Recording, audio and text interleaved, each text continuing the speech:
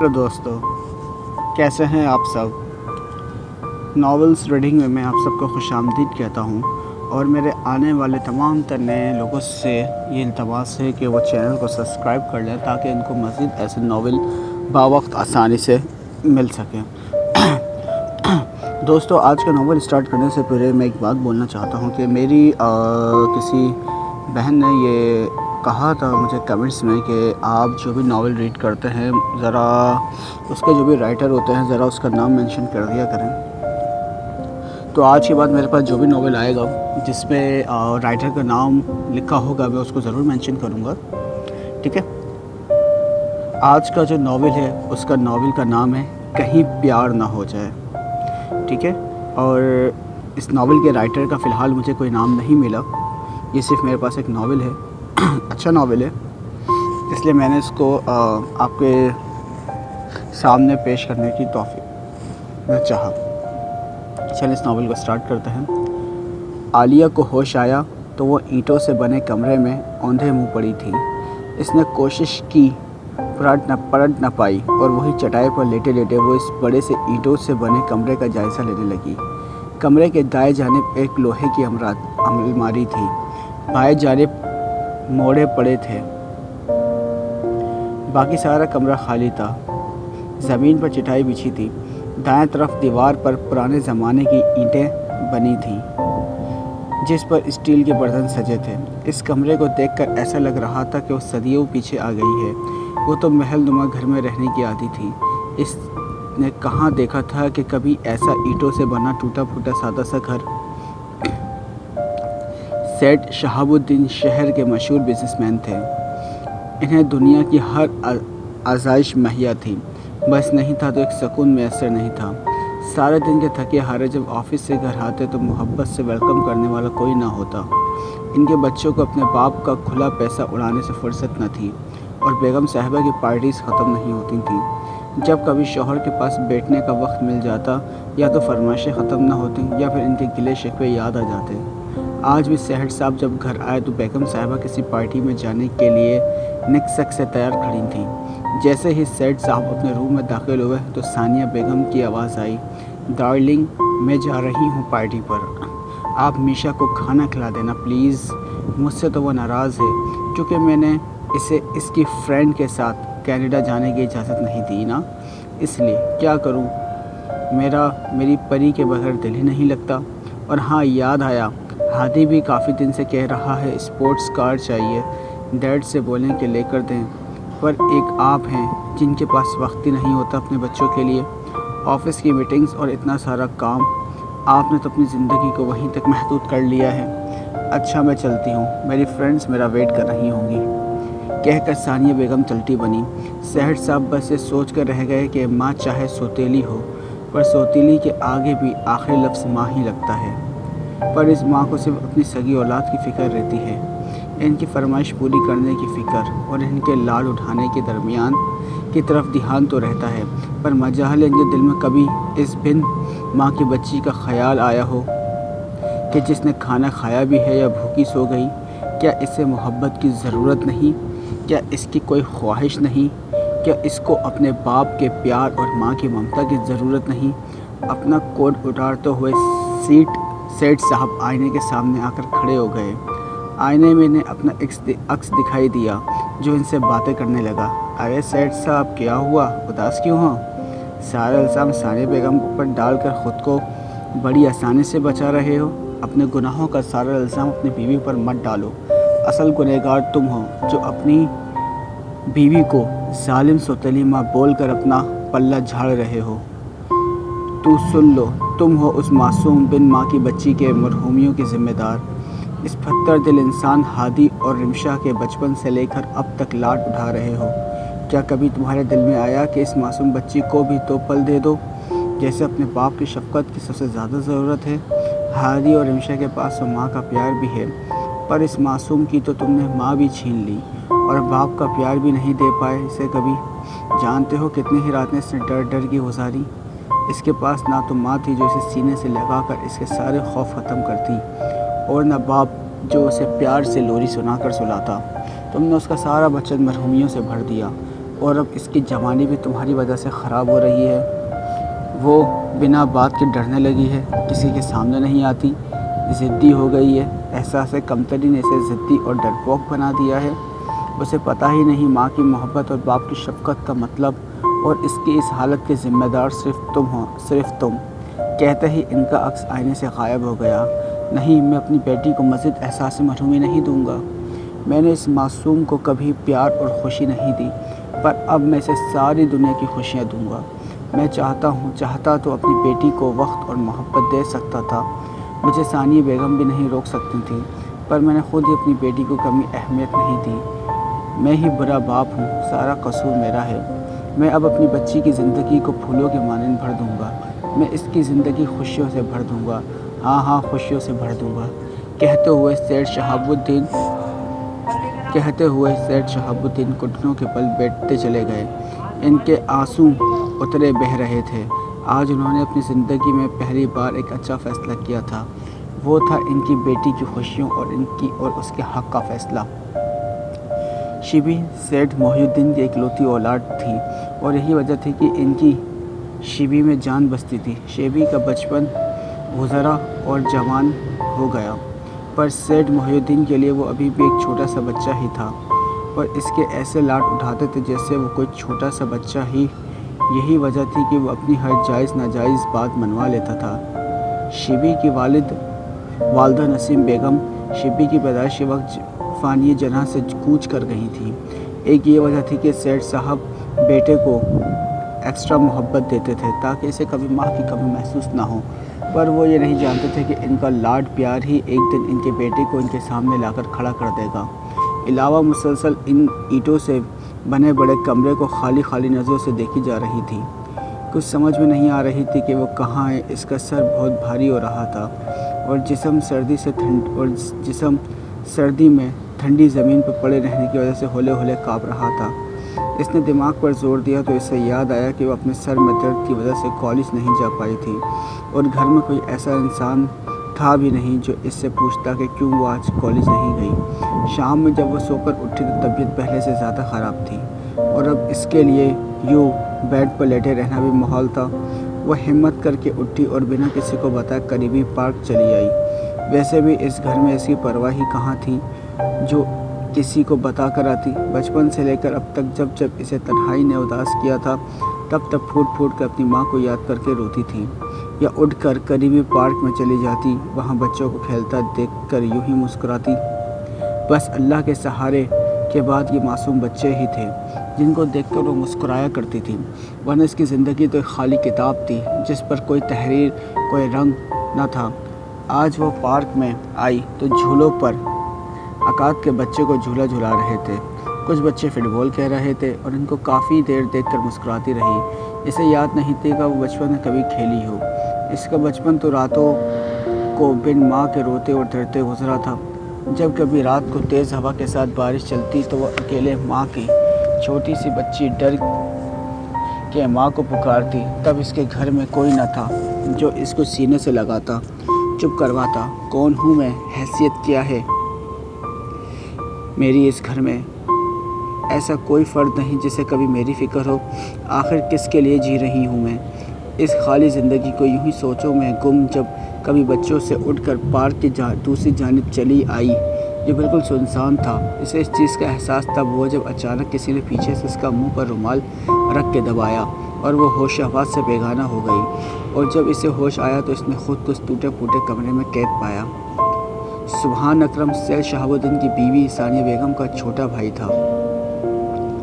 ثانیہ بیگم کے کہنے پر سیٹھ صاحب نے اسے اپنے آفس میں ہی رکھ لیا تھا۔ سبحان احمد اوپر سے دکھنے میں جتنا معصوم اور شریف تھا، اندر سے اتنا ہی برا اور لالچی انسان تھا۔ اس کی نظر ہمیشہ سعد شہاب الدین کے پیسے پر رہی تھی، اور وہ ہمیشہ ہی بہت چالاکی سے آفس سے پیسے نکالنے میں کامیاب ہوتا رہا تھا۔ آج کل سبحان اکرم کے برے دن آئے ہوئے تھے۔ وہ چاہ کر بھی کوئی گھپلا کر کے پیسے نہیں نکالا پا رہا تھا۔ اس کی سب تدبیریں الٹی اس کے ہی گلے پڑ رہی تھیں۔ اسی وجہ سے آج کل وہ غصے سے پاگل ہوا جا رہا تھا۔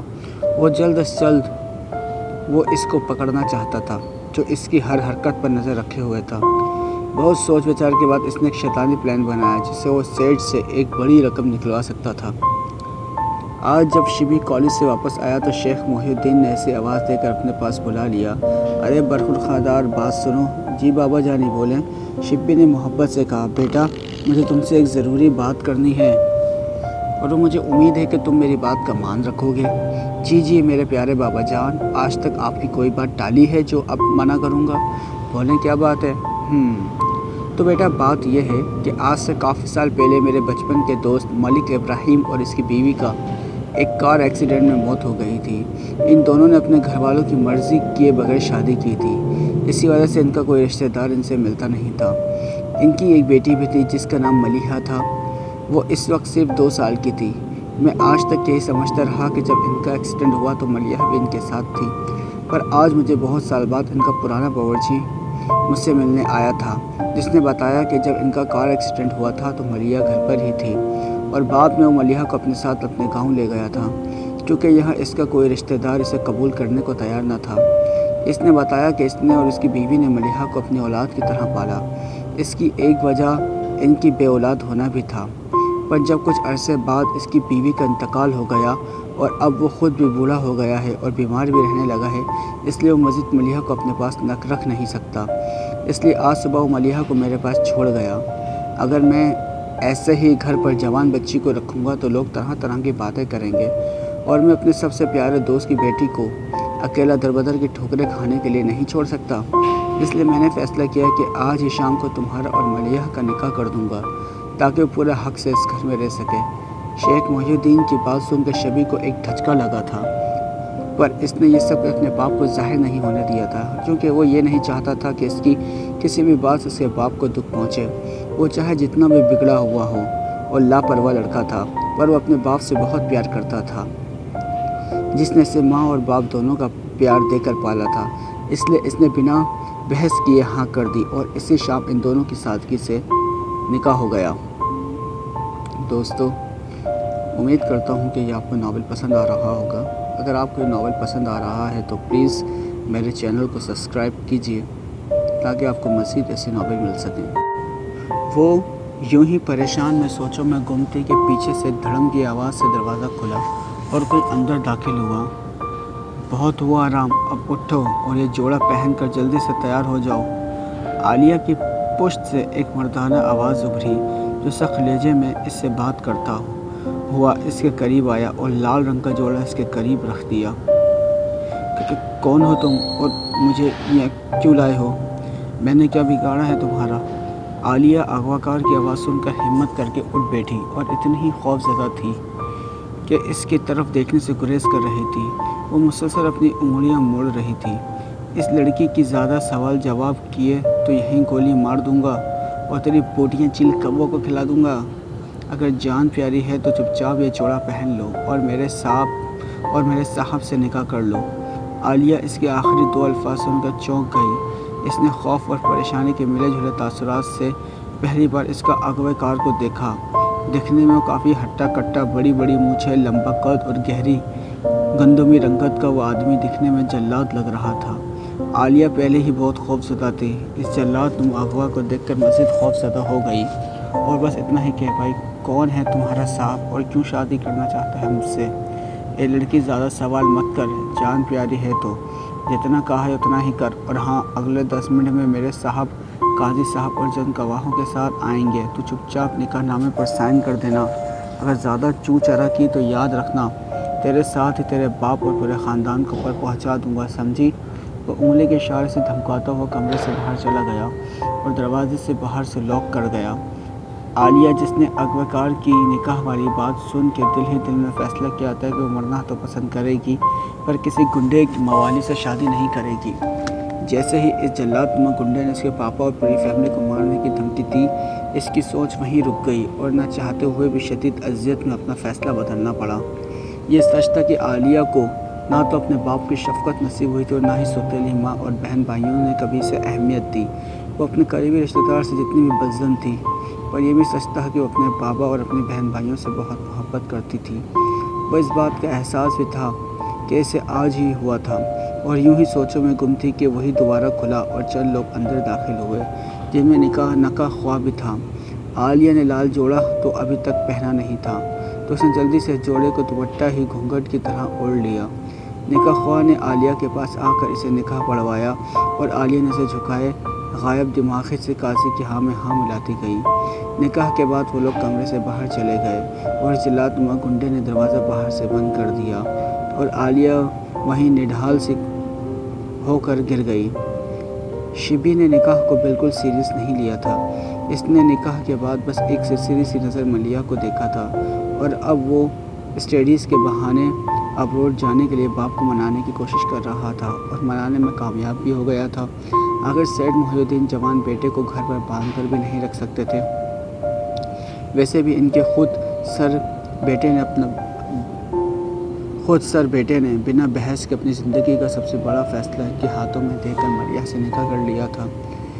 ان کے لیے اپنے بیٹے کی اتنی فرمانبرداری ہی کافی تھی۔ شیبی نے ان کے مرحوم دوست کی آخری نشانی کو در ٹھوکروں پر پڑنے سے بچا لیا تھا۔ اسی وجہ سے انہوں نے نہ چاہتے ہوئے بھی اس کو ابروڈ جانے کی اجازت دے دی تھی۔ حالانکہ ان کے دل کی شدید خواہش تھی کہ شبی گھر پر رک کر ملیح کو وقت دے، پر وہ جوان بیٹے کے ساتھ سختی کرنے کے بجائے اسے وقت دینا چاہتے تھے تاکہ وہ اکیلا رہ کر اس رشتے کی اہمیت کو سمجھے۔ انہیں یقین تھا کہ آہستہ آہستہ شبی خود ہی ملیح کے قریب ہو جائے گا، پر وہ یہ نہیں جانتے کہ قسمت کو کچھ اور ہی منظور تھا۔ عالیہ کی آنکھ کسی کے نرم آواز میں پکارنے سے کھلی۔ کون؟ بہت پیار سے اسے پکار رہا تھا۔ عالیہ نے گھبرا کر آنکھیں کھولیں اور مڑ کر پیچھے دیکھا۔ ایک دراز قد، ہلکی سی شیف کھڑی ناک والا لڑکا براؤن پینٹ اور آف وائٹ کلر کی شرٹ پہنے کھڑا تھا، جس کے گھنے بالوں کو پف کی صورت میں بہت خوبصورت سے جما رکھا تھا اور آنکھوں میں چشمہ لگا ہوا تھا۔ دیکھنے میں کسی اچھے گھر کا اور بہت ڈیسنٹ سا لگ رہا تھا۔ عالیہ نے پہلے سے خوف زدہ ہو کر دیکھا، پھر جیسے ہی وہ بولے سے سارا خوف گم ہو گیا۔ سنیے محترمہ، آپ کو میرے ہوتے ہوئے ڈرنے کی کوئی ضرورت نہیں۔ یہاں کوئی آپ کو کوئی نقصان نہیں پہنچا سکتا۔ تم ہو کون جو میں تمہاری بات پر ایمان لے آؤں؟ پہلے بار ملے ہو اور وہ بھی ان گنڈوں کے ساتھ۔ وہ بولتے ہی میرے ہوتے آپ کو کوئی نقصان نہیں پہنچا سکتا۔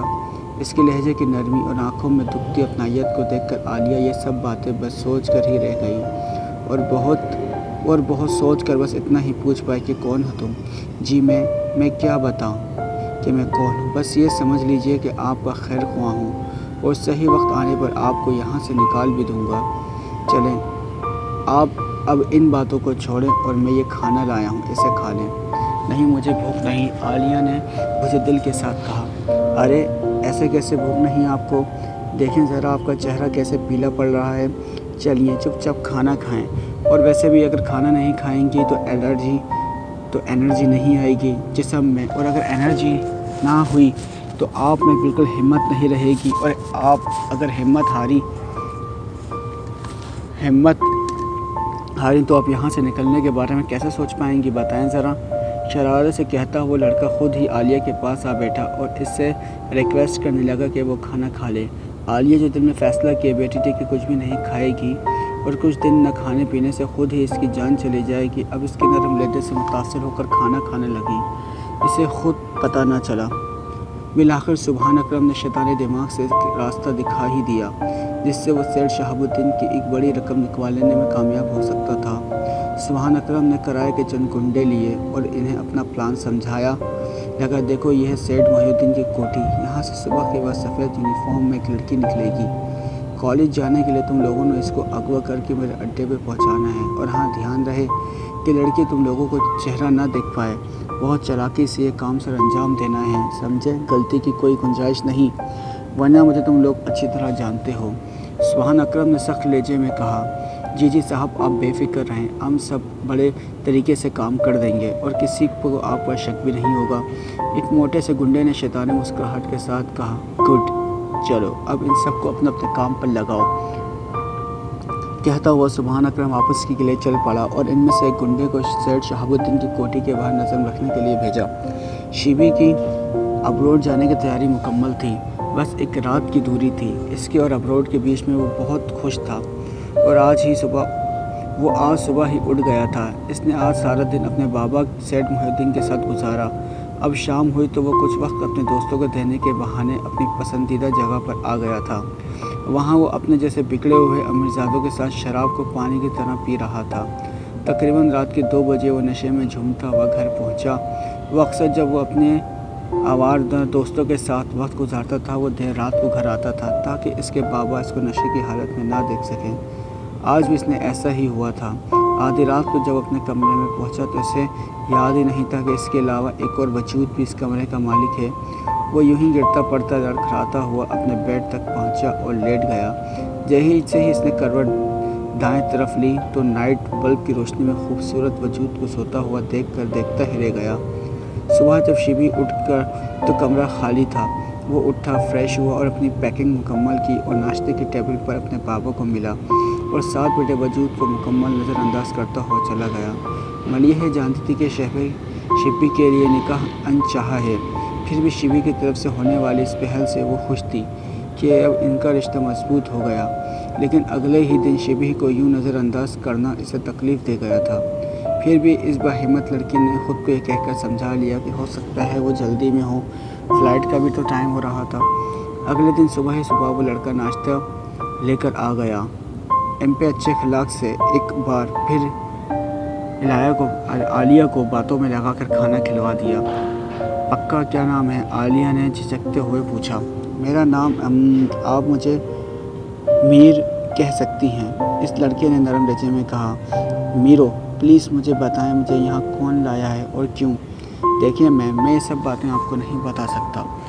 मेरी अभी मजबूरी है, प्लीज़ मेरी मजबूरी को समझें। हाँ, पर इतना ज़रूर कहूँगा कि मेरे होते हुए आपको परेशान होने की ज़रूरत नहीं है। मेरे होते हुए आपको कोई नुकसान नहीं पहुँचा सकता। मैं हर लम्हे आपके साथ हूँ। मैंने पहले भी कहा था कि बस मुझे अपना खैर ख्वाह समझें। जाने इस लड़के के लहजे में ऐसा क्या था कि आलिया ना चाहते हुए भी इसकी हर बात को यकीन कर रही थी। अच्छा बात सुने, अगर आप मेरा इतना ही खैर ख्वाह तो प्लीज़ मुझे यहाँ से निकाल लें, मेरा यहाँ दम घुटता है। आलिया ने मासूमियत से कहा। अगर आप ये कहना चाह रही हैं कि मैं आपको यहाँ से भगा दूँ तो अभी ये मुमकिन नहीं, पर हाँ मैं वादा करता हूँ कि सही वक्त आने पर आपको सही सलामत यहाँ से निकाल कर आपके घर पहुँचा दूँगा। मैं समझ सकता हूँ कि आपके लिए आपके घर वाले परेशान हो रहे होंगे, पर यकीन करें मेरी भी अभी मजबूरी है। मैं अभी आपको यहाँ से निकालने की गलती नहीं कर सकता, क्योंकि ऐसा करना बहुत रिस्की हो सकता है। चलें अब मैं चलता हूँ, शाम को मुलाकात होगी। प्यारी सी इस्माइल के साथ कहता वो वापस चला गया। बहन, मेरे लिए कौन परेशान होगा? इस घर में उल्टा शुक्र ही किया होगा, उन्होंने तो वैसे भी एक बोझ थी इनके लिए। आलिया तलखी से सोचती हुई फिर से इन चटाई पर लेट गई और बेआवाज़ रोने लगी, और रोते रोते कब इसकी आंख लगी इसे पता ही नहीं चला। शाम को दरवाज़ा खुलने की आवाज़ से इसकी आंख खुली और मीरो अंदर आता दिखाई दिया। मीरो को अंदर आता देखकर वो उठी बैठी और अपना दुपट्टा ठीक करने लगी। अस्सलाम वालेकुम मैम, कैसी हैं आप? बोर तो नहीं हुई ना अकेली? मीरो ने मुस्कुराकर कहा।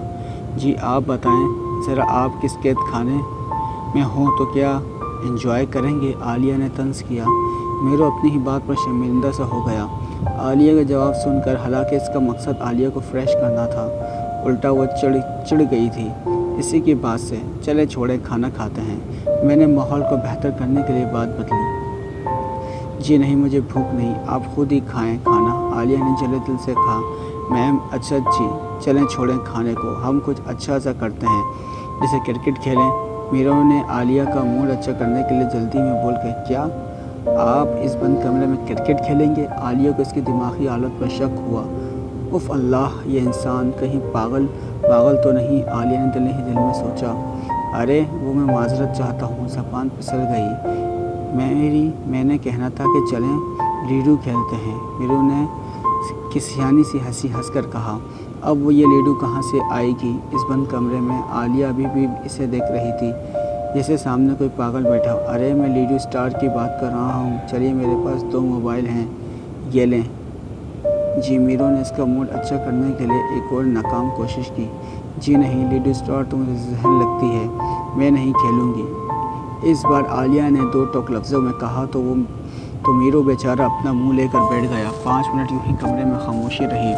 वैसे ये बेचारा दुनिया का वो वाहिद इंसान था जो तुमसे इतनी इज्जत से बात कर रहा है और तुमको ज़्यादा ही नखरे दिखा रही हो।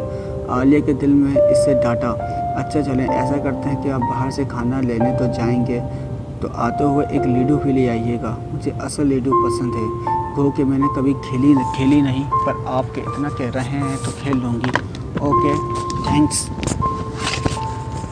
अलर्ट मैम, मैं अभी गया और अभी आया, मीरू कहता हुआ वहाँ से निकल गया और आलिया हैरानी से खुश इखलाक को देखती रही। इसके साथ कभी किसी ने इतने प्यार से बात नहीं की थी। घर में बचपन ही से मरहूमियाँ तोहफे में मिली थी। ऐसे घर में कभी तवज्जो न मिलने की वजह से इस पर एतमाद की बहुत कमी थी। यही वजह थी कि वो स्कूल से लेकर कॉलेज तक कोई दोस्त नहीं बना पाई थी। इसके लिए दिए अंदाज की वजह से क्लास की लड़कियां भी इससे ज़्यादा मुखातिब नहीं करती थीं। इसके चुपचाप रहने की वजह से लड़कियां इसे मगरूर समझती थीं, पर कोई ये नहीं जानता था कि वो मगरूर नहीं बल्कि ज़िंदगी की खुशियों से दूर मरहूमियों का शिकार थी। वो मीरू था कि सिर्फ 2 दिन पहले मिला था और इसे मुसलसल खुश करने के लिए कोशिश कर रहा था। आलिया का यह हैरान होना तो फिर जायज़ ही था। सुभान अकरम का भेजा हुआ गुंडा मुसलसल सेठ शहाबुद्दीन के घर पर नज़र रखे हुए था। एक लड़की सुबह 8 बजे घर से निकली। इसने सफ़ेद यूनिफॉर्म की जगह सफ़ेदी शर्ट और जींस पहनी थी और पैदल चलते हुए जा रही थी। इसके साथ कोई न था और इस गुंडे को वही मौका सही लगा और उसने रुमाल पर बेहोशी की दवा लगाकर इसके पीछे जाकर इसके नाक पर रखकर ज़ोर से दबाया और जैसे ही वो लड़की बेहोश हुई, इसे जल्दी से अपनी गाड़ी में डालकर अपने अड्डे पर ले गया। अड्डे पर पहुंचकर इसने इस लड़की को रस्सियों से बांधकर एक खंडरनुमा कमरे में कैद कर दिया और मुंह पर टेप लगा दी। कमरे को बाहर से ताला लगाकर वो अगवाकार सुभान अकरम को कॉल मिलाने लगा। पहले ही बेल पर कॉल पिक कर ली गई। छूटते ही सुभान अकरम ने पूछा, बोलो काम हो गया? जी साहब हो गया, आपका काम, अब हमारा इनाम तैयार रखें। इस गुंडे ने अपनी मूँछों को ताव देते हुए कहा, हाँ मिल जाएगा इनाम भी, सब्र करो, बस इस लड़की का ध्यान रखना भागने ना पाए। सुभान अकरम ने कहा, अरे साहब बेफिक्र रहें, चिड़िया या बुरी तरह जाल में फंस गई है, अब तो पिंजरे में जाएगा, भागने का तो सवाल ही नहीं होता। इस गुंडे ने हंसी हंसकर कहा, अच्छा ठीक है, ज़्यादा बातें ना बनाओ और इस पर नज़र रखो। कहकर सुभान अकरम ने कॉल काट दी। शिबी को गए हुए 2 माह हो गए थे। इस दौरान सेठ मोहिउद्दीन से अक्सर फ़ोन पर बात होती रहती थी। वो हफ्ते में 1-2 बार लाजमी अपने बाबा को कॉल करके इनका हाल हवाल पूछता रहता था, पर कभी इनकी बातों में मलिहा का जिक्र ना होता था। सेठ साहब खुद ही बातों में मलिहा का जिक्र छेड़ते तो वो बात ही बदल देता। पिछले कुछ दिनों से मलिहा की तबीयत भारी होने लगी थी। वो बिना कोई काम किए भी थकने लगी थी। सेठ साहब ने इसे सुस्त देखा तो फौरी डॉक्टर के पास चेकअप के लिए ले आए। डॉक्टर के पास पहुंचकर जो इनको खबर मिली, इसने तो इनके दोबारा ज़िंदगी की रौनकें ही लुटा दी। इसी दिन जब शाम को शिबी की कॉल आई तो उन्होंने सबसे पहले शिबी को बताया कि बाप और सेठ साहब दादा बनने वाले हैं। सेठ साहब तो खुशी में जाने क्या बोल रहे थे, पर दूसरी जानिब से कॉल काट दी गई। पहले तो सेठ साहब कॉल कटने पर हैरान हुए, बाद में इन्हें ये सोच इत्मीनान हुआ कि शायद लाइन कट गई होगी, पर इन्हें ये नहीं पता था कि लाइन कटी नहीं बल्कि काटी गई थी। इसी दिन के बाद सेठ साहब अक्सर बेटे की कॉल का इंतज़ार करते रहते, तो कभी ख़ुद कॉल मिलाते, पर कोई जवाब ना मिलता। अब इनकी बूढ़ी आंखें बेटे के इंतज़ार में थकने लगी थीं और कान इनकी आवाज़ को तरस रहे थे। पर शिबी ना खुद आया और ना इसकी कॉल आई। आज भी सुबह मीरू नाश्ता लेकर आ गया था और नाश्ते के साथ इधर उधर की बातें करके इसका दिल बहलाने की नाकाम कोशिश करता रहा और जाते हुए शाम को फिर आने का बोलकर चला गया। बेशक आलिया किसी की कैद में थी, पर मीरू जैसा इंसान इसकी ज़िंदगी में पहली बार आया था, जो ना सिर्फ इसके पीछे से बात करता था बल्कि इसे इज़्ज़त भी देता था। इसको आंखों की चमक बता देती वो कितना खुश अखलाक इंसान है और आंखों की हल्की नमी इसके हमदर्द होने का पता देती थी। चाल ढाल से वो एक ऐब इंसान था और लहजे से बहुत ही नरम। अब तो ये रोज़ का मामूल बन गया था कि मीरू सुबह भी आता तो ढेर सारी बातें करता और शाम में जब खाना लेकर आता तो आलिया को खूब हंसाता। आलिया को मीरू की दोस्ताना और औरत की इज़्ज़त करने वाली आदत बहुत मुतासिर कर किया था। इसने पहले कभी इतना अच्छा इंसान नहीं देखा था। आहिस्ता आहिस्ता दोनों में अच्छी दोस्ती हो गई थी। शाम में जब मीरू आया तो उसने बातों में पूछ लिया कि मैं सुबह आपको आपके कितने कान खाता हूँ, आप तंग तो नहीं आती? अरे नहीं, ऐसी बात नहीं, उल्टा आपके साथ मेरा वक्त अच्छा गुजरता है। वैसे भी मुझे याद नहीं पड़ता कि मैं ज़िंदगी में कभी इतना हंसी हूँ जितना اب آپ کی باتوں پہ ہنستی ہوں، عالیہ نے دھیمی سی مسکراہٹ کے ساتھ کہا۔ اچھا، مطلب ہم اچھے دوست بن گئے ہیں؟ میرو نے بھویں اچکائیں۔ کہہ سکتے ہیں، عالیہ نے پھر مسکراتے ہوئے کہا۔ ارے واہ، یہ تو بہت اچھی بات ہے۔ اس کا مطلب میں دوست ہونے کی حیثیت سے آپ سے کوئی بات کرنا چاہتا ہوں تو کر سکتا ہوں؟ آپ میری بات کا برا تو نہیں مانیں گی؟ میرو نے پوچھا۔ آپ نے آج تک جتنی بھی باتیں کی ان میں کوئی برائی نہیں تھی، تو ضرور وہ بات بھی اچھی ہوگی۔ عالیہ نے معصومیت سے کہا۔ مجھے ناچیز کو اتنی عزت دینے کا شکریہ۔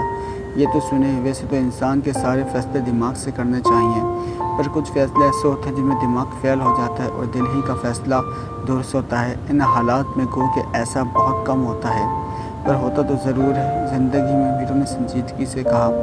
آپ مجھے پہلیاں کیوں بجھا رہے ہیں؟ پلیز، جو کہنا ہے سیدھا سیدھا کہیں۔ اوکے، بتاتا ہوں، پر پہلے وعدہ کریں کہ آپ میری بات کو مثبت لیں گی اور اس کے بارے میں ٹھنڈے دماغ سے سوچیں گی۔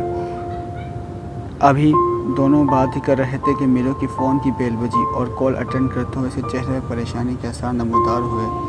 کال کاٹ کر اس نے عالیہ کو کھانا کھانے کی تاکید کی اور تیزی سے بنا کچھ بتائے کمرے سے باہر نکل گیا، اور عالیہ اس کے یوں اچانک چلک جانے سے حیران سی اس کو دروازے سے دیکھ ہی رہی تھی جس سے ابھی بھی میرو باہر نکلا تھا۔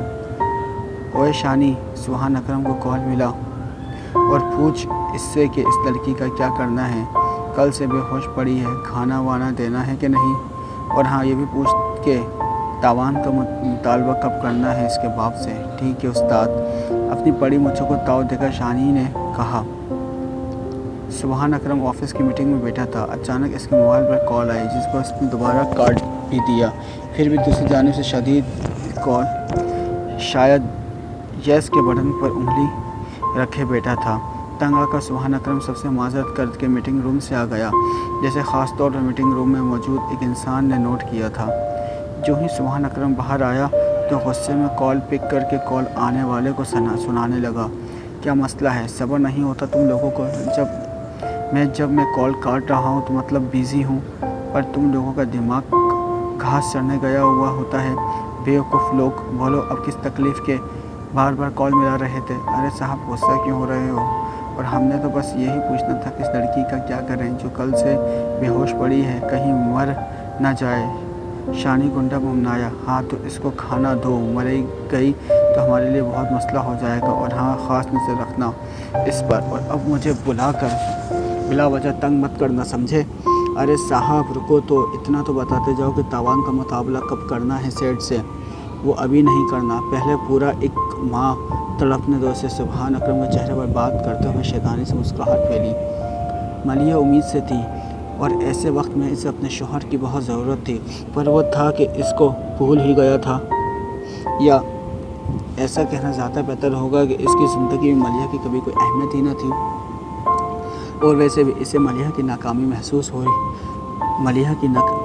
ناکامی محسوس ہوتی تھی، نہ ضرورت۔ ملیحہ دن رات شبی کو یاد کرتی اور اس کے واپس آنے کی امید لیے دروازے کو تکتی رہتی۔ اس کے ہر وقت ٹینشن پر رہنے کا نتیجہ یہ نکلا کہ اس کا بی پی بہت ہائی رہنے لگا۔ سیٹھ محی الدین اس کا بہت خیال رکھنے کی کوشش کرتے تھے، پر وہ بوڑھے ہو گئے تھے، اکیلے کیا کیا کرتے۔ ایک اکلوتے بیٹے کی جدائی اور دوسرے بہو کی حالت دیکھ کر انہیں اپنا آپ مجرم سے لگنے لگا تھا۔ رات کو اکیلے بیٹھ کر اکثر وہ سوچتے تھے کہ کاش وہ ملیحہ کی شادی شبی سے نہ کرتے تو آج نہ تو ان کا بیٹا ان سے دور ہوتا اور نہ ہی اس معصوم بچے کی زندگی خراب ہوتی۔ وقت کا کام ہوتا ہے گزرنا، اور وہ ہر طرح کے حالات میں جیسے گزر ہی جاتی ہے۔ ملیحہ کی پریگنینسی کا وقت بھی جیسے تیزی سے گزر ہی گیا اور صبح ہی اس کی طبیعت خراب تھی۔ سیٹھ محی الدین ملیحہ کی حالت کو دیکھا تو اسے لے کر فوراً اسپتال آ گئے۔ ملیحہ کا چیک اپ کے بعد ڈاکٹر کمرے میں چلی گئی اور سیٹھ صاحب کو باہر کھڑے خیریت کی دعا مانگ رہے تھے کہ اچانک انہیں پچھلی شیبی کی آواز آئی۔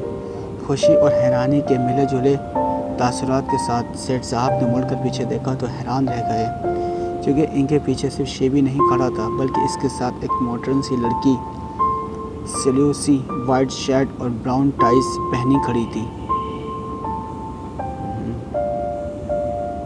بابا اس سے ملیں، یہ ثانیہ میری وائف۔ شیبی نے بنا کوئی تمہید باندھے سیدھا سادہ بول دیا۔ سیٹھ محی الدین جن کو بیٹے سے اتنا گرنے کی امید کبھی نہ تھی، वहीं दिल पकड़कर बैठते चले गए। और शिबी जो बड़ा हौसला करके सानिया के बार बार कहने पर अपने बाबा को ये बात सीधा बोलने आया था कि वो सानिया से मोहब्बत करता है और मलिहा से शादी इसने सिर्फ मान रखने के लिए की थी।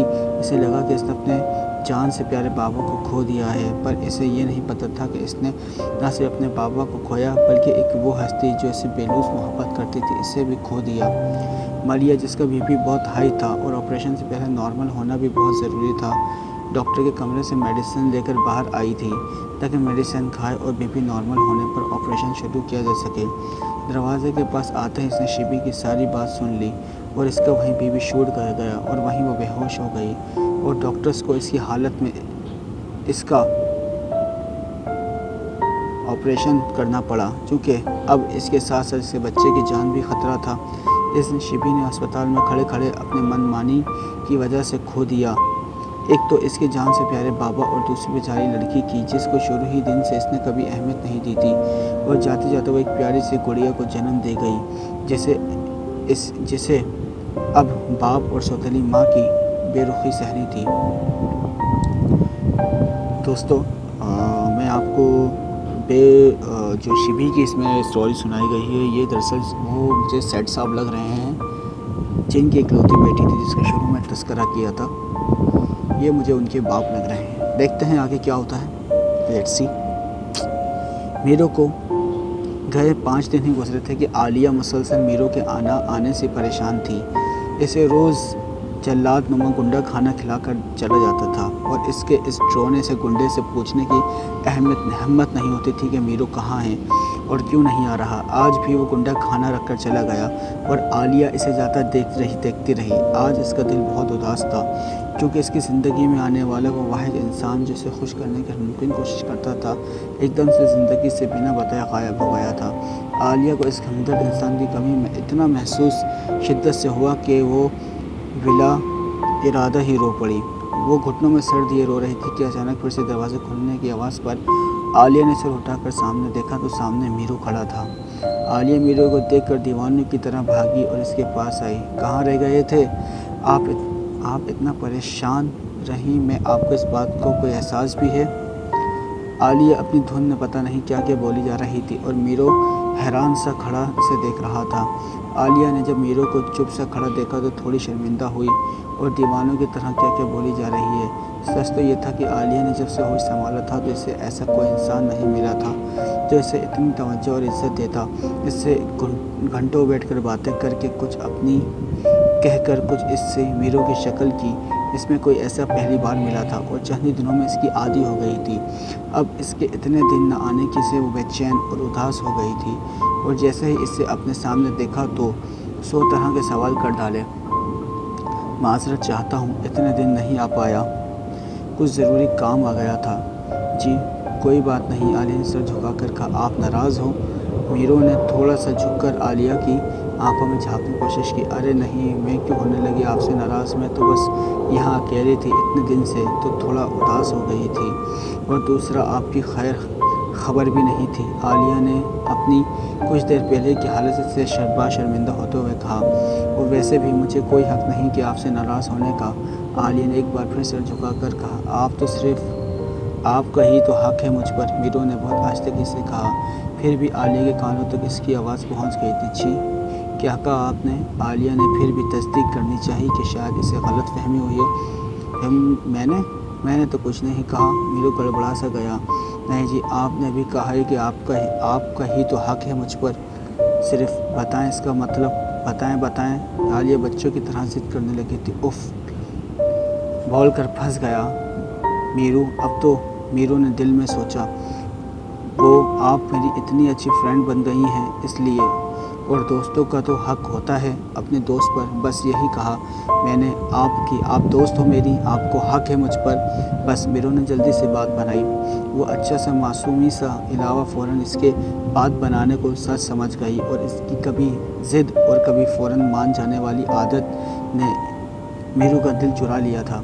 अच्छा बताएं, आपने खाना खाया? मीरू ने बात बदल डाली। जी नहीं, दिल नहीं कर रहा था खाने को, पर अब आप आ गए हैं तो मिलकर खाते हैं हम दोनों। आलिया ने खुश होते हुए कहा। हाँ जी, मिलकर खाएंगे। पर हम दोनों नहीं, हम तीनों, मीरू ने मुस्कुरा कर कहा। तो आलिया इसकी बात सुनकर उलझन का शिकार हो गई। हम तीनों मतलब बताता हूँ, पर आप पहले वादा करें कि आप मेरी बात को तवज्जो से सुनेंगी। और पिछली बार मुझे ज़रूर कॉल आ गई थी, जिसकी वजह से मुझे जाना पड़ा था। आलिया, अब आप वादा करेंगी तो ही बात शुरू करूँगा। इतना कहकर मीरू चुप हो गया। मीरू, आपने मेरा इतना ख्याल रखा, इतना तो कोई अपना भी नहीं करता जितना आपने मेरे लिए किया। मैं आपकी बात सुनूंगी भी और अमल भी करूंगी, एक अच्छे दोस्त की तरह, आलिया ने बहुत ही इज्जत के साथ कहा। और वो शख्स इज्जत दिए जाने के काबिल भी था। इतना तो आलिया जान ही गई थी। इतने दिनों से जो शख्स एक अगवा की गई लड़की को इतनी इज्जत दे रहा था, वो यकीनन एक बाकिरदार और नेक दिल इंसान था। इसने आलिया से इस बात सुनी बिना ही मान भी ली थी। मुझ नाचीज़ को इतना मान और इज्जत देने का शुक्रिया, मीरू ने मुस्कुराकर कहा। बात यह है कि ज़िंदगी में हर इंसान से गलतियाँ होती हैं। कुछ गलतियाँ बहुत बड़ी भी होती हैं जिनका अजाला मुमकिन नहीं होता। जिस इंसान ने आपको दुख पहुंचाया हो, इसे माफ़ करने का हौसला किसी में होता है। पर याद रखना आलिया, माफ़ करने वाला इंसान अल्लाह को बहुत पसंद है, क्योंकि मेरे रब के अजीम सफ़ात में से एक सिफ्त बार बार माफ़ करने की भी है। और आपको पता है कि अल्लाह पाक अपने बंदे को बहुत पसंद करता है जो माफ़ करने वाला हो। मैं आज आपके सामने भी माफ़ी की दरख्वास्त करने आया हूँ। प्लीज़ मुझे माफ़ कर दें, मीरू ने बड़ी उम्मीद से कहा। आप क्या कह रहे हैं? मुझे कुछ नहीं आ रहा समझ। आखिर किसको माफ़ कर दूं मैं? आलिया ने समझी के आलिम में कहा। अपने बाबा को, धीमी आवाज़ में कहकर मीरू ने सर झुका लिया। कुछ देर खामोश रहने के बाद मीरू ने दोबारा बात शुरू की। आलिया, मैं जानता हूँ आपका दिल बहुत दुखा है। हमेशा आपके बाबा ने कभी आपको वक्त नहीं दिया। बचपन में जब आपको इनकी ज़रूरत थी तो आपसे दूर रहे, पर अब वो अपने किए पर शर्मिंदा हैं। मैं जानता हूँ इनकी वजह से आपकी जन्नत, आपकी अम्मी आपसे छिन गई। पर आलिया, अब वो अपने किए पर बहुत शर्मिंदा हैं और दुखी हैं। इन्हें आपकी ज़रूरत है आलिया। माँ अगर जन्नत है तो बाप दरवाज़ा। वो ख़ुद चलकर आए हैं आपसे माफ़ी मांगने। माफ़ कर दीजिए इन्हें। इन सब बातों के बाद जब मीरू ने आलिया का चेहरा देखा तो वो आंसुओं से तर था। शायद इसे अपने साथ हुए बचपन से लेकर अब तक की सब ज़ियारतियाँ याद आ गई थीं कि कैसे इसके बाबा इसके सामने मिशा और हादी को तो गोद में लेते थे, पर इसे कभी नहीं उठाते थे, ना ही कभी इसका हाल तक पूछा उन्होंने। मैंने बाबा को माफ़ किया। बहुत रोने के बाद आलिया ने मुँह से ये अल्फाज बामुश्किल अदा हुए। मीरू इसी वक्त उठा और कमरे से बाहर निकल गया। थोड़ी देर बाद जब वो वापस आया तो इसके साथ आलिया के साथ बाबा सैयद शहाबुद्दीन भी थे। आलिया सर झुकाकर बैठी थी कि अचानक इसे अपने सर पर किसी के हाथ रखने का एहसास हुआ। इसने सर उठाकर देखा तो इसके सामने इसके बाबा खड़े थे। बिना कुछ बोले उन्होंने आलिया को सीने से लगा लिया।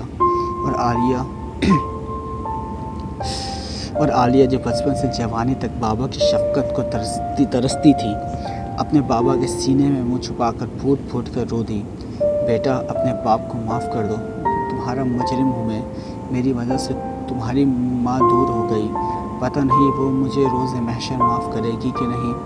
कम से कम तुम तो अपने बाबा को माफ़ कर दो बेटा। मैं अपने किए की सज़ा भुगत रहा हूँ। तुम्हारी माँ के जाने के बाद मुझे कभी सुकून मैसर ही ना आया। ये मकाफ़ात अमल ही है कि मैंने इसकी कदर नहीं की और आज सलमा बेगम मेरी कदर नहीं करती।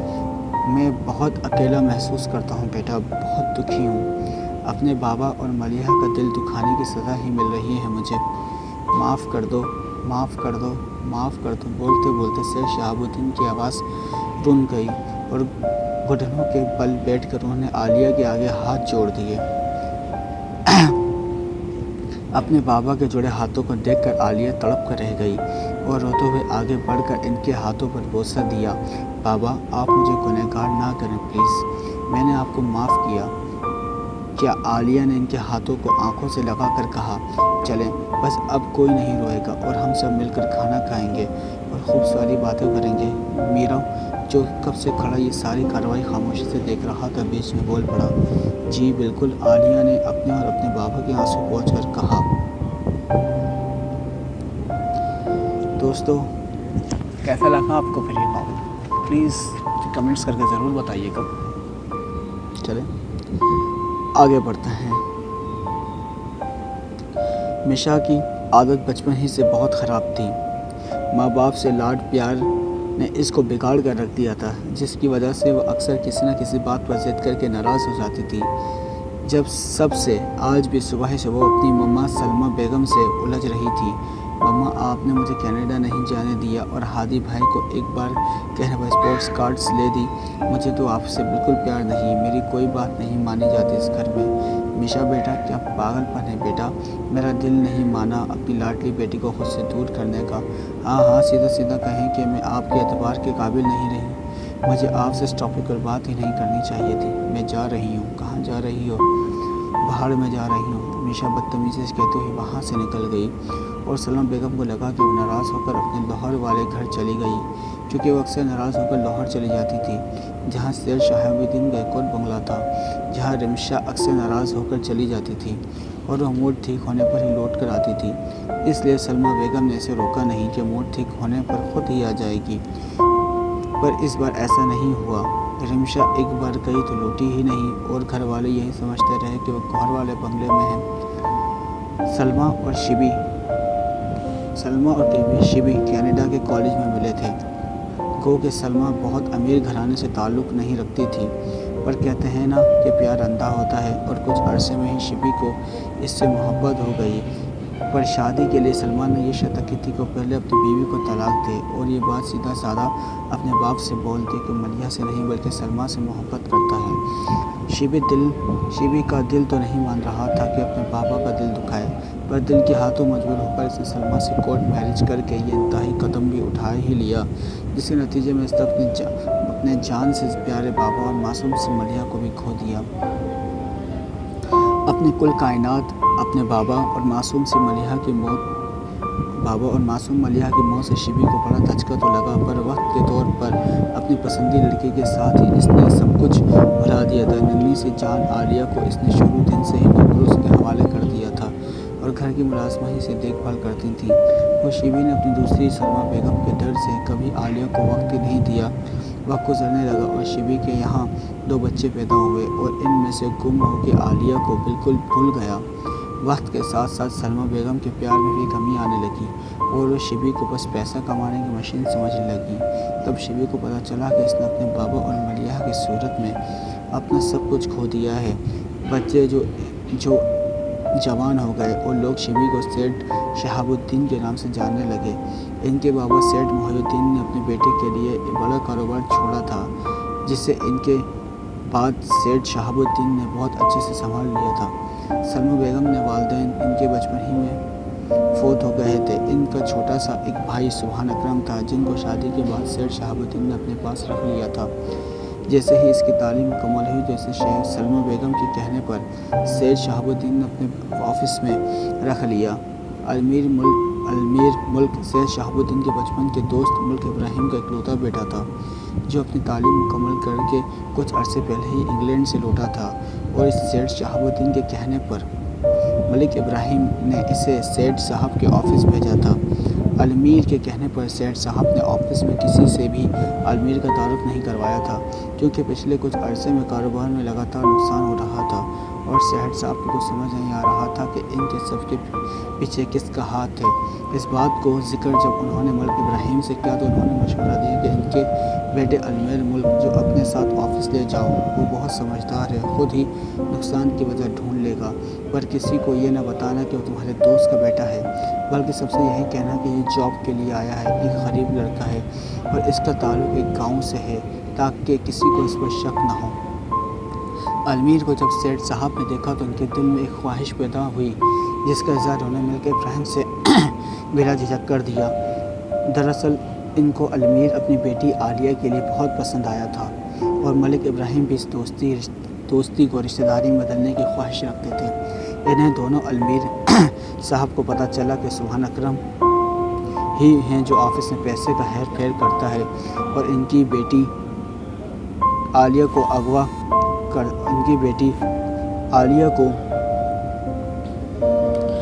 کرنے کا گھٹیا پلان بنائے بیٹھا ہے، वहीं सैयद शहाबुद्दीन और मलिक इब्राहिम ने मिलकर सोचा कि इससे पहले कि सुभान अकरम कोई चाल चले, वो खुद ही आलिया को अगवा करने का ड्रामा रचाए और आलिया से अजमेर का निकाह कर देंगे और सही वक्त आने पर आलिया को सब कुछ सच सच बता देंगे। और यही सारी बात आज खाना खाते हुए सेठ साहब ने जब आलिया को बताई कि मीरो ही इसका शौहर अजमेर मुल्क है, जिसे वो खौफजदा होने की वजह से निकाह के वक्त देख नहीं पाई थी, तो आलिया के चेहरे पर खुशी और नाराज़गी के मिले जुले तासुरात थे।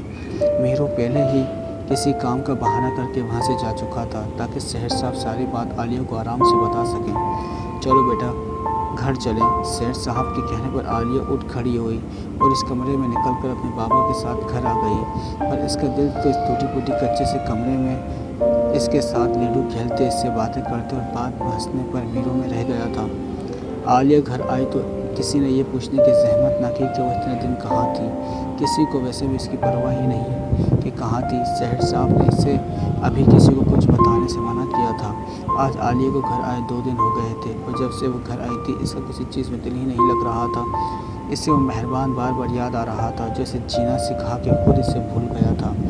आलिया के जहन पर जोर दिया तो इसे याद आया कि जब निकाह खुआ ने इससे पूछा था तो अजमेर वल्द मलिक इब्राहिम कबूल है, तब वो गायब दिमागी से इनकी हाँ में हाँ मिलाती रही थी। कुछ वो डर ही इतना गई थी कि इसे अगवा करने का मौका ही ना मिला, गौर करने का मौका ही ना मिला कि इसके शौहर का नाम अजमेर है और इसके साथ घंटों बातें करने वाला शख्स जिसका नाम मीरो, वो दोनों एक ही शख्स के नाम हैं। वो क्यों समझ ना पाई थी। ये सोच कर कराब से अपनी बेवकूफ़ी पर गुस्सा आ रहा था और अपनी किस्मत पर रश के इसे किस्मत ने इतना अच्छा और रहमदिल इंसान लिखा था। आलिया इन्हीं सोचों में गुम थी कि अचानक इसके मोबाइल पर एक अनजान नंबर से कॉल आई, जो इसने बिना देखे ही अटेंड करके मोबाइल कान से लगा लिया। कैसी हैं मिसेस अजमेर मुल्क, तो इसे जाने को एक गंभीर सी लहजे में बोला। आलिया पहले तो पहचान नहीं पाई कि कौन। आलिया ने हैरान होकर पूछा, मैं वही जिसके बिना आप अक्सर उदास रहती हैं, जो आपको एक दिन ना दे रखे तो आप रोने लगती हैं। एक बात कहूँ, आप तो उधर भी यही हाल है, अब 2 दिन से नहीं दिखी और दिल नादान तड़प रहा है। बताएं इस दिल का क्या करूं। आ जाए ना बेगम साहिबा। अब दुल्हन बनकर अपने मीरों के गरीब खाने पर दूसरे जाने बोलने वाले ने जब मीरो का नाम लिया तो आलिया को समझ आया कि कॉल पर मीरो है। उफ, ये मीरो क्या हो गया है, कैसी बातें कर रहे हैं मुझसे। आलिया के दिल की धड़कन एकदम से तरतीब हो गई और जब कुछ ना समझ आई तो इसने कॉल काट कर मोबाइल ही ऑफ कर दिया। हमेशा की आदत मोबाइल ही ऑफ कर दिया। दोस्तों, उम्मीद करता हूँ कि आपको आ रहा होगा। पसंद आ रहा है तो प्लीज़ चैनल को सब्सक्राइब कर दीजिए। और अगर आपको कोई नावल पसंद है और आप कोई नावल सुनना चाहते हैं तो मुझे कमेंट्स करके ज़रूर बताइए। चलें इसको आगे रीड करते हैं। असर की अज़ान हुई तो नमाज के बाद दुआ मांगते हुए आलिया की आंखें भीग गईं। बहुत देर से ही सही पर इसके बाप का शफ़क़त भरा हाथ इससे सिर पर आया और इतना अच्छा जीवन साथी मिला। यूं ही अपने रब का शुक्र अदा करती आंसू बहा रही थी कि इसने अपने कमरे के बाहर से कोई बात करता सुनाई दिया। इसने दुआ मांग कर ज़ेर नमाज़ उठाई और कमरे के अंदर से ही दरवाजे के पास जाकर बाहर से आते हुए आवाज़ गौर से सुनने लगी। गौर से सुनिए। पर पता चला कि बाहर सुभान अकरम किसी से फ़ोन पर कह रहा था कि लड़की का ख़ास ख्याल रखना, भागने ना पाए। इतनी मुश्किल से अगवा किया है, भाग गई तो मेरा सारा प्लान चौपट हो जाएगा। मैं अभी आता हूँ वहाँ, फिर आगे की प्लानिंग करते हैं। कहता हुआ सुभान अकरम बाहर की जानिब चल दिया। अगर सुभान अकरम मुझे अगवा करना चाहता था तो वो मुझे अगवा नहीं कर पाया, तो फिर किस लड़की की बात कर रहा है, किसको अगवा किया इसने आखिर। आलिया सोचते हुई तेज़ी से अपनी चादर पकड़कर सुभान अकरम के पीछे लपकी। सुभान अकरम गाड़ी लेकर निकल चुका था। आलिया ने जल्दी से एक रिक्शा ड्राइवर को सुभान अकरम की गाड़ी के पीछा करने का बोलकर जल्दी से रिक्शे में बैठ गई। सुभान अकरम ने जंगल नुमा रास्ते पर गाड़ी लाकर रोक दी। आलिया ने भी कुछ फासले पर रिक्शा रुकवाया और ड्राइवर को इंतज़ार करने का बोलकर दबे पाँव इस टूटे फूटे घर में घुस गई, जहां अभी 2 मिनट पहले सुभान अकरम दाखिल हुआ था। दरवाज़ा पहले से खुला था, शायद वो इसे अंदर से बंद करना भूल गया था। आलिया दबे पाँव अंदर आई तो दाएं तरफ के कमरे में सुभान अकरम की आवाज़ गूंजी, सुनो, अब सैयद शहाबुद्दीन को फ़ोन करके तावान का मुकाबला करो। वैसे भी बुढ़ा इतने पैसे दबा कर बैठा है, कुछ पैसे निकाल लेगा तो मर नहीं जाएगा। आलिया जो बाहर खड़ी की बातें सुन रही थी, इसके लिए अपने बाबा के खिलाफ इतनी गिरोही बातें सुनना मुश्किल हो गया। ये वही सुभान अकरम था जिन्हें सेठ साहब ने बेटों की तरह पाला था, और आज वही इंसान के बारे में इतनी गिरी हुई बातें कर रहा था। आलिया के दिमाग ने काम किया और बाएं तरफ बने कमरे की तरफ देखा, जिसकी कुंडी बाहर से लगी थी। इसने जल्दी से आगे बढ़कर इसकी कुंडी खोला और अंदर दाखिल हुई तो अंदर का मंजर इसने हैरान कर देने के लिए काफ़ी था। सामने इसकी बहन रिमशा रस्सियों से बंधी थी। उफ़ मेरे खुदा, ये इंसान इतना भी गिर सकता है। मैं तो चलो सौतेली हूँ, पर मिशा तो इसकी सगी भांजी है। इसने पैसे के लिए अपने ही घर की इज्जत को अगवा करवा लिया। ये सब सोच कर आलिया का दिमाग घूम गया। इसने आगे बढ़कर जल्दी से रिमशा के हाथ खोले और नीम बेहोशी से रिमशा को सहारा देकर बाहर ले आई। और बाहर निकलते हुए आलिया ने एक अक्लमंदी का काम किया कि वापस इस कमरे की कुंडी लगा दी, ताकि फ़ौरन गुंडों को शक न हो यहाँ कोई आया था। मिशा को सहारा यहाँ कोई आया था। मिशा को सहारा दिए तेज़ कदमों से चलती हुई रिक्शे की तरफ आई। रिक्शे को सहारा देते हुए तेज़ कदमों से चलते हुए रिक्शे की तरफ आई। चलते हुए आलिया मिशा को सहारा देते हुए तेज़ कदमों से चलते हुए रिक्शे की तरफ आई और इसको जल्दी वापस चलने का बोल कर बैठ गई। रिमशा को इसने अपने कंधे से लगा कर बिठा लिया था, क्योंकि नाजुक सी रिमशा इतने दिन बंधे रहने से बहुत घबरा गई थी। और रिमशा जो अब तक चुप थी, फूट फूट कर रो दी। क्या हो रिमशा, घबराओ नहीं, हम वहाँ से निकल आए हैं, घर भी आने वाला है। आलिया इतने बड़े दिल की मालिक थी कि आज इसने अपनी बहन को न सिर्फ बचा के लाई थी बल्कि चुप भी करवा रही थी। इतनी देर में घर आ गया और दोनों बहनें घर में दाखिल हुई तो सलमा बेगम लॉन में बैठी ही मिल गई। मशा भागती हुई माँ के पास गई और इनके गले लगकर खूब रोई। क्या हुआ मेरी जान, तुम कहाँ थी इतने दिन से और रो क्यों रही हो? क्या तुम्हें किसी ने कुछ कहा है? सलमा बेगम ने खड़ी आलिया को नागवारी से देखकर कहा और आलिया इनकी नागवारी को महसूस करते हुए अपने कमरे में चली गई। रिमशा ने इनको रोते हुए बताया कि इसके साथ क्या हुआ और किसने इसकी जान बचाई। सुभान अकरम घर आया तो इसका वेलकम करने के लिए सामने लॉन में पुलिस बैठी थी और सब घर के अफराद भी लॉन में बैठे थे। सुभान अकरम घर में दाखिल होते ही तिरक गया। खैरियत है, मेरे घर में पुलिस क्यों आई है? सुभान अकरम ने खुद को नॉर्मल देखने की एक्टिंग करते हुए कहा, आपसे ख़ास मुलाकात के लिए आए हैं हम। इंस्पेक्टर ने आगे बढ़कर इसे हथकड़ी बनाते हुए कहा, क्या बदतमीज़ी है, ये किस जुर्म में गिरफ्तार कर रहे हैं मुझे? बोलते हुए सुभान अकरम की ज़बान भी इसका साथ नहीं दे रही थी। अपनी ही भांजी को अगवा करने के जुर्म में अरेस्ट कर रहे हैं आपको सुभान अकरम? ये झूठ है, मैं अपनी भांजी को अगवा कैसे कर सकता हूँ? मैं तो आलिया। घबराहट में इसके मुंह से सच निकल गया। सलमा बेगम जो कब से खुद पर जब्त किए खड़ी थी, आगे बढ़कर रोते हुए अपने इकलौते भाई के मुंह पर जिनाते हुए थप्पड़ मारकर बोली, तुमको मैंने भाई से बढ़कर औलाद की तरह पाला और तुम इतना गिर गए कि अपनी ही भांजी को गुंडों से अगवा करवा लिया। आज से इनके सांप हो तुम्हें तो अपनी बहन के घर की इज्जत का ख्याल तक ना आया। बताओ किस चीज़ की कमी रहने दी थी मैंने तुमको, जो तुम इतना गिर गए? गुस्से और गम की शिद्दत से सलमा बेगम की आवाज़ फट रही थी। आप ही सुने, अगर आपको सच पता चल ही गया है तो ये भी सुन लें कि मैंने तो आलिया को अगवा करवाया था।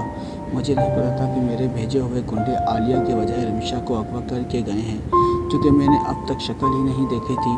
कमरे में जाकर अब तक मैं यही समझता रहा कि आलिया है हमारी कैद में। मुझे माफ़ कर दें प्लीज़, आप ही मुझसे गलती हो गई, मैं लालच में आ गया था। बस सुभान, बस मेरा ही गुनाह है, मैं ख़ताकार हूँ। पहले मेरी खुद गर्जी ने इस मासूम बच्ची से इसकी माँ छीन ली और फिर मैंने कभी इसे बचपन से लेकर अब तक माँ का प्यार नहीं दिया। मैंने हमेशा रिमशा और आलिया में फ़र्क किया और आज इसी बच्ची ने मेरी बेटी को बचाया मौत के मुंह से। ले जाएं इंस्पेक्टर साहब इसको यहाँ से, मैं इसकी शक्ल तक नहीं देखना चाहती। सलमा बेगम ने चिल्लाकर कहा। पुलिस रोते गिड़गिड़ाते माफिया मांगते सुभान अकरम को अपने साथ ले गई और सलमा बेगम शिद्दत गम से निडाल होकर वहीं ज़मीन पर बैठ गईं। आलिया ने इनकी हालत देखकर फ़ौरन आगे बढ़कर इन्हें थाम लिया। मुझे माफ़ कर दो बेटा, मैं जानती हूँ मैं माफ़ी के काबिल नहीं, पर मेरा अल्लाह जानता है मेरा आंसू निदामत के आंसू हैं। अल्लाह का वास्ता मुझे माफ़ कर दो, माफ़ कर दो, माफ़ कर दो। आज सलमा बेगम को अपनी की हुई ज़्यादतियों का एहसास हो रहा था। اور وہ نہ صرف اپنے کیے پر شرمندہ تھیں بلکہ سچے دل سے معافی بھی مانگ رہی تھیں۔ عالیہ ایک بڑے دل کی مالک تھی، اس کا دل بھی ملیحہ کی طرح صاف تھا۔ سلمیٰ بیگم کے ایک بار معافی مانگنے پر ہی اس کا دل پگھل گیا اور اس نے اللہ کے نام پر معاف کر دیا۔ آنٹی پلیز اب ہاتھ مت چھوڑیے، آپ مجھ سے بڑی ہیں، مجھے شرمندہ مت کرو پلیز۔ آپ اپنے کیے پر شرمندہ ہیں اور جب انسان اپنے کیے پر شرمندہ ہو تو اللہ بھی معاف کر دیتا ہے، تو پھر انسان ہو آپ، میں نے آپ کو معاف کیا۔ عالیہ اتنا کہہ کر وہاں سے اٹھ کر جانے لگی۔ سلمیٰ بیگم نے اس کا ہاتھ پکڑ کر اسے گلے سے لگا لیا اور رمشا اور ہادی سے بھی لپٹ گئے، اور جو ہمیشہ اپنوں کی محبت کو ترستی تھی آج اتنی ساری محبتوں کو ایک ساتھ پا کر رو دی۔ رات کے کھانے کے بعد سب گھر والے بیٹھے رات کی چائے کی گپ شپ کر رہے تھے، تب سید شہاب الدین نے سلمیٰ بیگم کو مخاطب کرتے ہوئے کہا، سنیے بیگم جی بولے سرتاج۔ سلمیٰ بیگم کی محبت بھرے انداز میں کہنے پر ہی کافی عرصے کے بعد سید صاحب کو ان کی محبت ہر بناوٹ سے پاک لگی۔ آپ کے اس انداز نے مجھے بات ہی بھلا دی ہے، میں کیا بولنے والا تھا۔ سید صاحب نے مجھ سے کہا تو سلمیٰ بیگم چھینک گئیں۔ کیا ہو گیا آپ کو سید؟ بچے پاس ہی بیٹھے ہیں اور آپ بھی نا۔ ارے بیگم شروع بھی تو آپ نے ہی کیا تھا، سید صاحب نے شرارتاً کہا۔ تو بس بیٹے تینوں بہن بھائی عالیہ، رمشا اور ہادی ان کی پیار بھری نوک جھونک دیکھ کر مسکرا رہے تھے۔ چلیں بس آپ بتا دیں کہ آپ کیا کہنے والے تھے، سلمیٰ بیگم نے مسکرا کر پوچھا۔ ہاں یاد آیا، وہ ملک ابراہیم کی بار بار کال آ رہی ہے، وہ رخصتی کا پوچھ رہے ہیں، کیا بولوں ان کو؟ گھر کے حالات بہتر ہونے کے بعد شیخ شہاب الدین نے عالیہ اور عمیر کے نکاح کی بات پورے گھر میں بتا دی تھی، اور رخصتی کے معاملے پر سلمیٰ بیگم کا مشورہ مانگ رہے تھے۔ ارے واہ اپی کی رخصتی، کتنا مزہ آئے گا، رمشا نے خوشی سے نعرہ بلند کیا۔ جی سید صاحب، آپ ان کو اگلے ہفتے کا بول دیں، میں رمشا اور عالیہ تب تک شاپنگ اور تیاریاں کر لیں، سلمیٰ بیگم نے مسکرا کر کہا، اور اپنی رخصتی پر عالیہ تو شرما کر لال ٹماٹر ہو گئی تھی۔ اگلے دن سید شہاب الدین نے اور سلمیٰ بیگم صبح فجر کی نماز ادا کر کے قبرستان آئے اور کافی دیر تک ملیحہ اور سیٹھ محی الدین کی قبر پر بیٹھے ان سے اپنے کیے کی رو رو کر معافیاں مانگتے رہے۔ ملیحہ مجھے معاف کر دو، میں تمہارے ساتھ بہت برا کیا اور تمہاری بیٹی کو بھی کبھی ماں کا پیار نہیں دے سکی، پر اب وعدہ کرتی ہوں اسے ایک ماں کی طرح محبت اور عزت سے رخصت کروں گی۔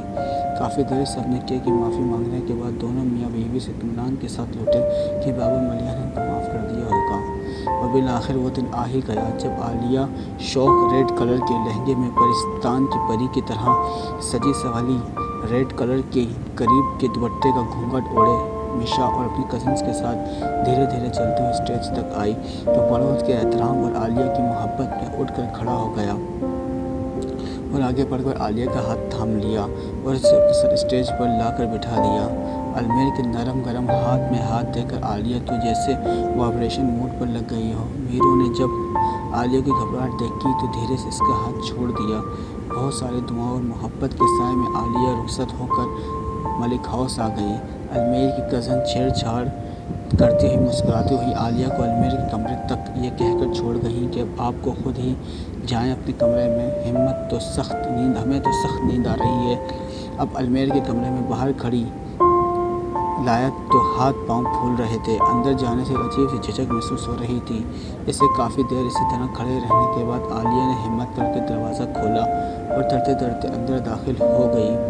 جیسے ہی اس نے اندر قدم رکھا تو دروازہ خود بخود لاک ہو گیا اور کمرے میں ہر طرف خوب اندھیرا دیکھ کر عالیہ کی تو جان ہی نکل گئی، کیونکہ اسی اندھیرے میں بہت ڈر لگتا تھا۔ میرو کہاں ہیں؟ مجھے آپ پلیز بات کریں، مجھے اندھیرے میں بہت خوف آتا ہے۔ عالیہ یوں ہی ڈری ڈری سی کھڑی تھی کہ ایک دم سے اچانک سے کمرے کی لائٹیں آن ہوئیں تو عالیہ کمرے کا منظر دیکھ کر حیران رہ گئی۔ کمرے میں ہر طرف گلاب کے پھولوں کے بیچ سیج کے علاوہ میرو کی تصویریں تھیں، جس میں کہیں ورلڈ، کہیں لیڈو کھیلتے ہوئے چیٹنگ کرنے پر میرو سے جھگڑتی تھی تو کہیں میرو کے کسی لطیفے پر کھلکھلا کر ہنس رہی تھی۔ عالیہ نے سوچا بھی نہیں تھا کہ المیر اس کا اس انداز میں ویلکم کرے گا۔ عالیہ خوشی سے یوں ہی پورے کمرے کو دیکھ رہی تھی کہ اچانک پیچھے سے کسی نے دھیرے سے اسے اپنے حصار میں لے لیا اور کان میں سرگوشی کی۔ کیسے لگا آپ کو میرا ویلکم کرنا؟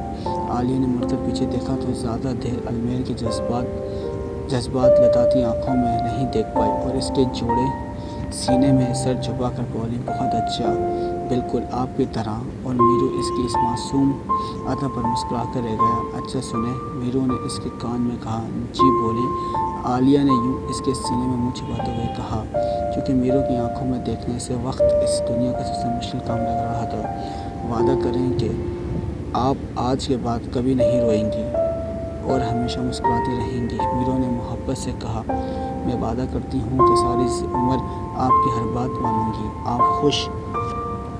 عالیہ نے بچوں کی طرح سر ہلا کر کہا، اور میرو اس کی معصومیت پر کھلکھلا کر ہنس دیا۔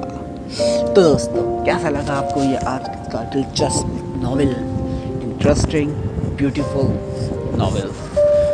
میں امید کرتا ہوں کہ یہ آپ کو ناول بہت پسند آیا ہوگا، تو پلیز جلدی سے اس چینل کو سبسکرائب کیجئے، بیل آئیکن پہ کلک کیجئے تاکہ آپ کو آنے والے اس طرح کے مزید خوبصورت ناول وقت مل سکیں اور آپ ایک اچھے ناول سے فائدہ اٹھا سکیں۔